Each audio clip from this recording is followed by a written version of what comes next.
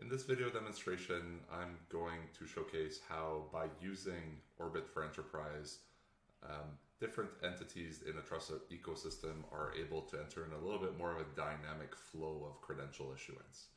So a lot of times we see credentials just being issued unilaterally between an issuer and a holder.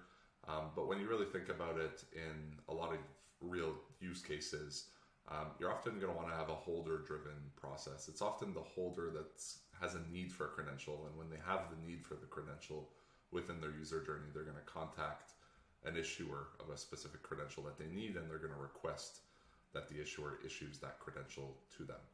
So we already have the functionality on the verification side of things for holder-driven verification requests.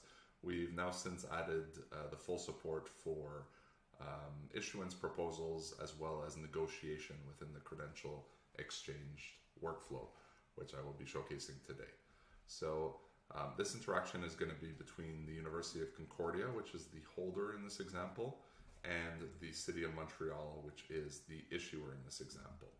And I could see here that as the University of Concordia, I have an existing connection with the City of Montreal, and I could see information about my connection here. But what I'm going to do is I'm going to request for a business license credential from the City of Montreal. So I want to get a verifiable credential of my business license. So I'm going to place a request, and under this specific credential definition, and I'm going to input the data attributes that I want to be issued to me by the City of Montreal. And so you'll see here in the expiration date, I put 2 years from today when I'm doing this demonstration. I want a business license that is going to be valid for 2 years. So I will send the proposal over to the city, and the city will have a proposal received from Concordia University, which they'll be able to go check out. They could see here the data attributes that were received. If they wish to negotiate the different elements of this credential, for example, if the city doesn't necessarily want to issue a credential that expires in 2 years, but rather expires in 1 year, they have the ability to go edit that information and then send that as an offer to Concordia. And so if I come back to Concordia and I look at my credential offers, I can see that I've received a new offer.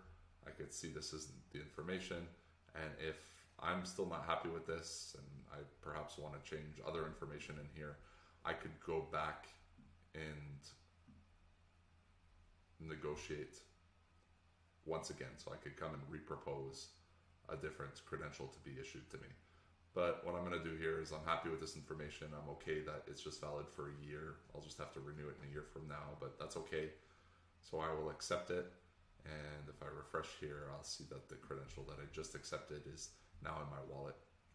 So what these workflows do is they really give the flexibility for two entities exchanging in a credential exchange to really go back and forth and just have more flexibility in the credentials that are issued and who actually initiates the process. So we're a big believer in making holder-driven processes just easier to do, because we feel in a lot of cases that's really what is going to make it easier for people to adopt and receive credentials.